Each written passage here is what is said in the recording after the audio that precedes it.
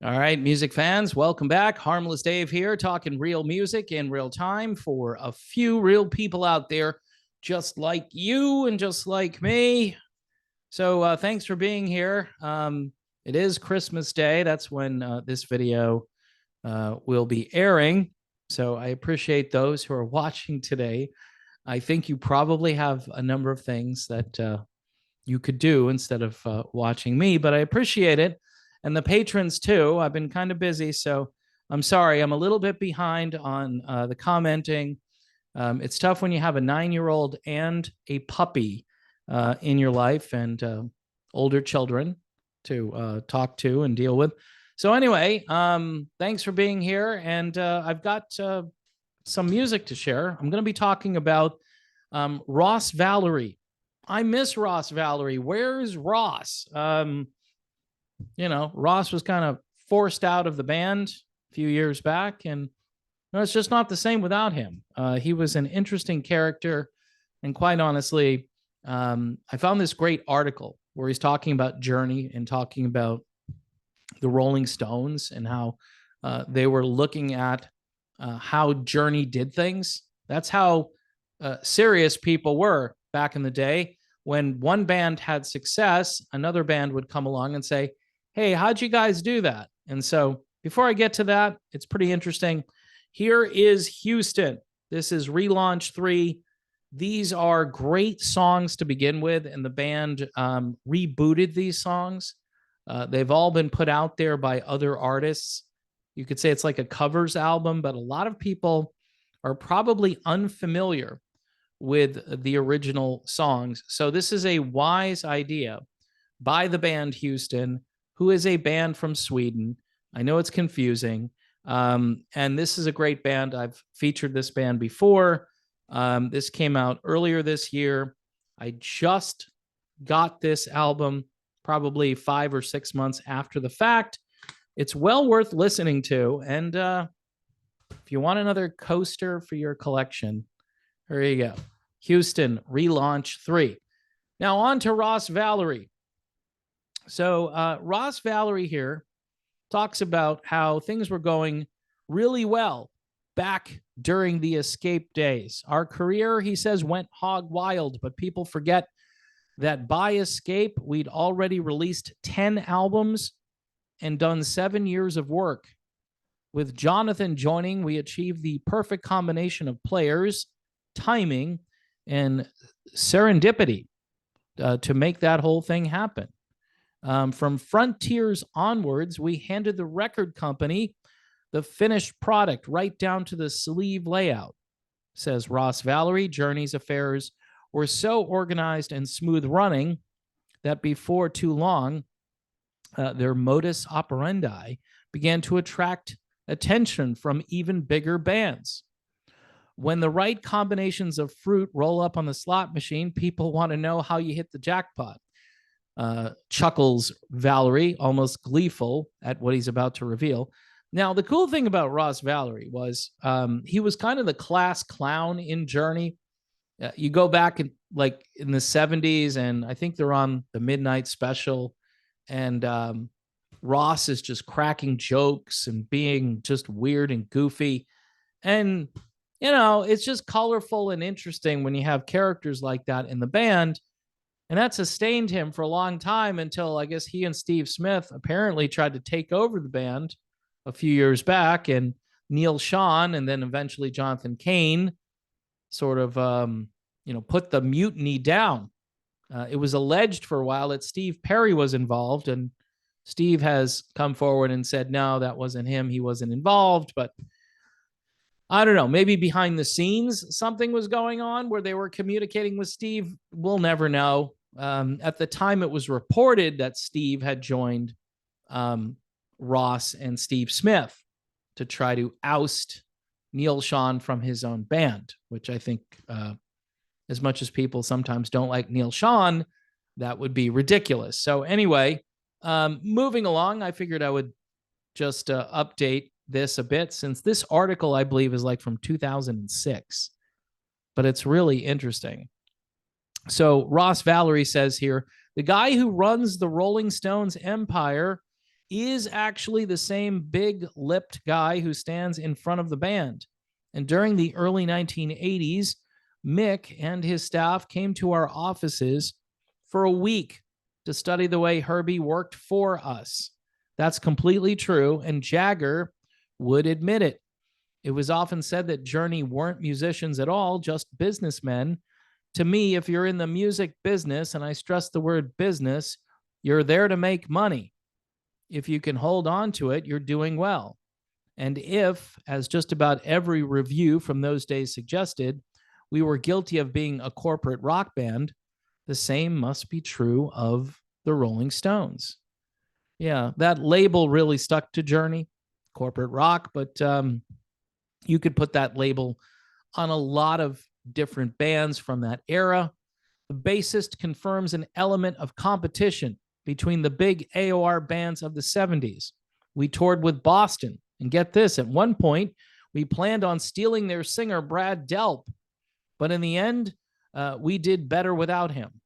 And although Perry, Sean, and Kane were more in demand, he has his own tales of being stalked. In 2004, Valory wrote A Guide to Easy Hotel Living for Bass Players, which advised placing chewing gum in the lock over the door's peephole and making your own do not disturb sign.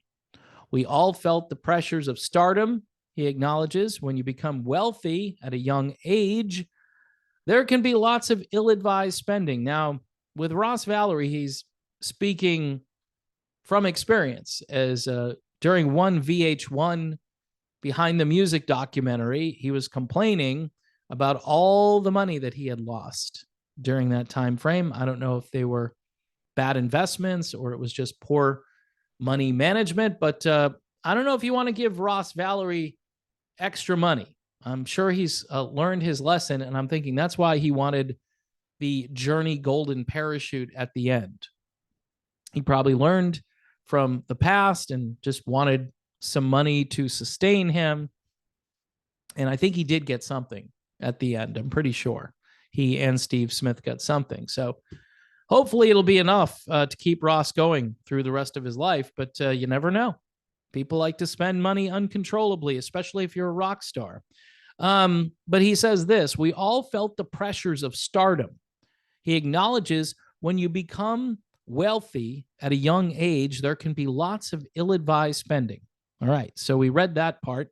Journey made what's generally regarded as their second best album. I'm kind of shaking my head here. They're talking about Raised on Radio. I think you have to do either Infinity, Escape, or Escape Infinity in that order, 1 and 2. Raised on Radio, some would say Frontiers would be third. By the way, Departure and Evolution are great albums. They just didn't get very much airplay when compared to some of the other records that Journey put out. Raised on Radio did get a lot of top 40 attention. Anyway, everyone, he's talking about what happened during Raised on Radio. He said everyone had enough money and control issues began to surface. Valory has his own view of the self-destruction. There were inflated egos, and certain people believed they could do things without others. Interesting. Was he talking about Steve Perry? Now, this paragraph here actually confirms the theory I've had about why Journey got back together for Trial by Fire. In one of those documentaries, probably the same VH1 doc, Jonathan Cain says, yeah, Steve Perry called me out of the blue. Now, who got Steve Perry to call Jonathan Cain out of the blue? This is what the article says. This is not Ross Valory saying this, so I'm not sure where this comes from. It says, reunited in 1996 by Columbia Records A&R man John Kalodner. That's Kalodner, Kalodner, for Trial by Fire. Okay, so they're saying that it was a Columbia Records A&R guy who got Journey back together for Trial by Fire. And then it briefly just mentions that Perry bailed on touring plans, citing a hip injury. Ex-Tall Stories vocalist and Perry sound-alike Steve Augeri took his place and then enabled Journey to roll into their 30th year. And now they're talking about the album Generations here, which at the time was available through Sanctuary Records, a record label that went bankrupt, and in Europe was issued by Frontiers Music. He says here, after so many years with Columbia, Sony, we were comfortable with leaving, says Ross Valory. I don't think they were comfortable with leaving. He says they'd become a different company, just as we've become a different band. Times have changed. Yeah, and really not for the better. I mean, Generations was not a great album for Journey.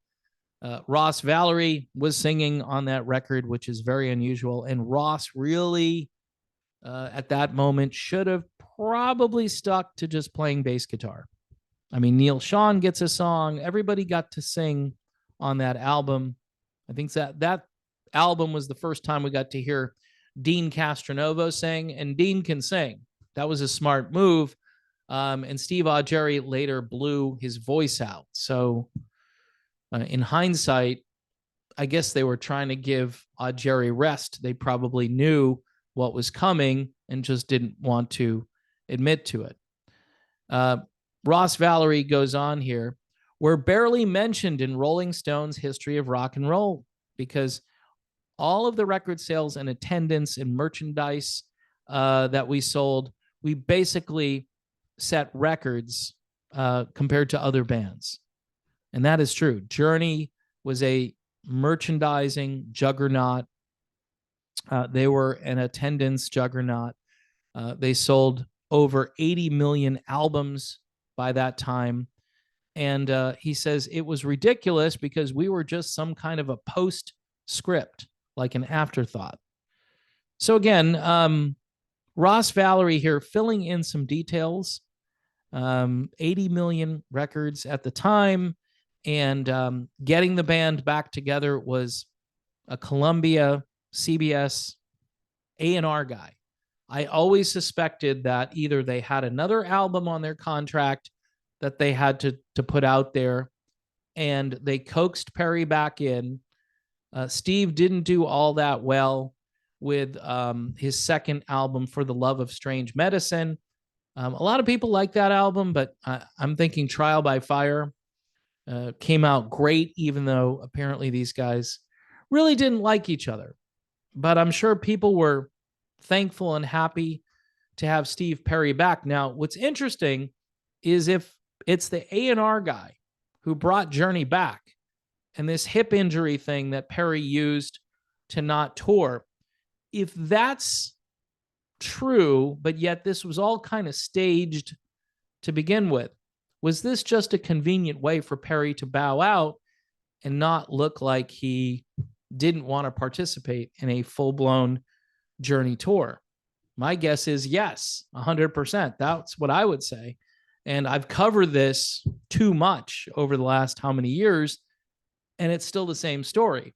Why would you walk away from this great album? Why not get the hip surgery and then say, you know what, guys, I'm going to need a year or two, but I want to get back out there on the road? Never happened. Never happened. I still say that after Trial by Fire, Perry and Journey and everybody knew that Perry wasn't going to be touring. Maybe, they just put this narrative out there at the time. Of course, I'm doing a lot of wild speculation here, but based on this article, it's the A&R guy from Columbia that got them back together again. And there was, these guys were looking around. They were searching for a singer. They had Kevin Chalfant do an audition. He would have been great, the guy from The Storm. I think he would have been a great lead singer for Journey. My buddy Hugo Valenti at the time, a younger version of Hugo, could have taken Journey to where they are now. You know what I'm saying? For the last 30 years, you could have had Hugo fronting the band, and he would have been fantastic. Neil Schon apparently was really spooked when he saw Hugo, and basically he said he is too much like Steve. I'll be looking over there, and I'll be seeing Steve all night. So I think that was a big mistake. I really do. He would have been the best replacement. His voice too has survived. Where you got Steve Jerry, God bless him, he's still out there, but it's not what it used to be. And Jeff Scott Soto, who can still sing, but apparently they didn't want to stick with him.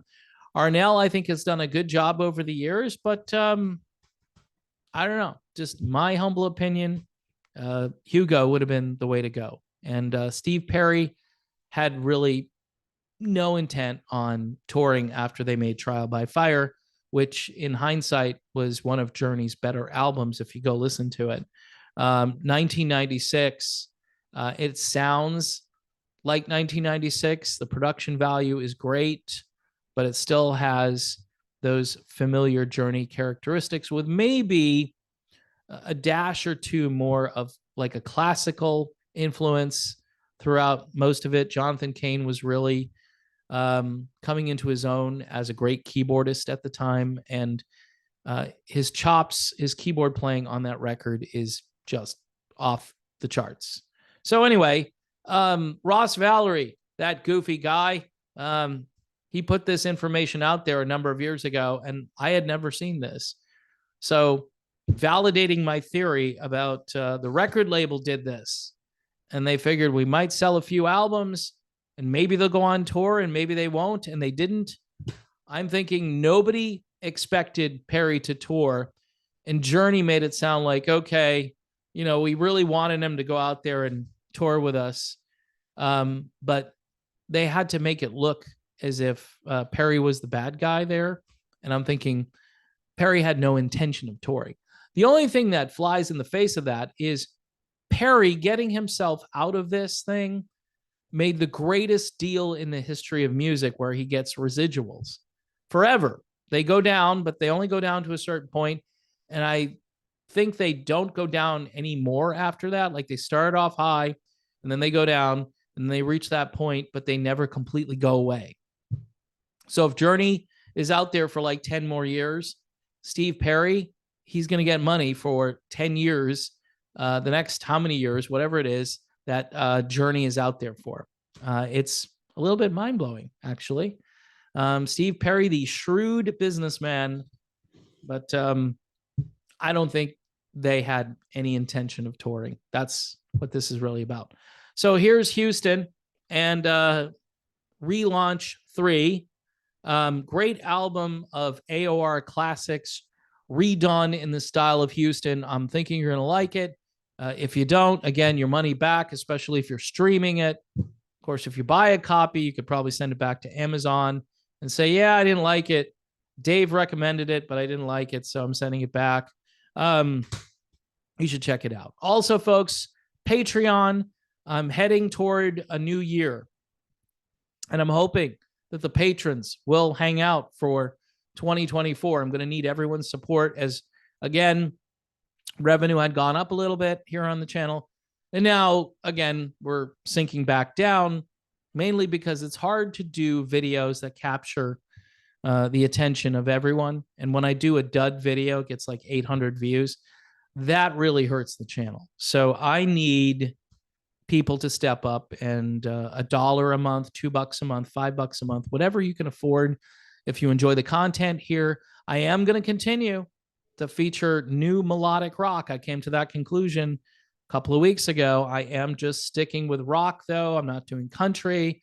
I'm not doing blues. I'm not doing jazz. I like all of those genres. I'm going to be sticking with stuff like this. And I'm going to scour the melodic rock world to find the best stuff to suggest to folks who are hungry for something different to listen to. That's the whole point. So anyway, folks, God bless everyone. Please pray for peace on earth and goodwill toward men today. Also, peace in the Middle East and peace in your heart. I think those things are really needed in these kind of dark times, but we're going to make it.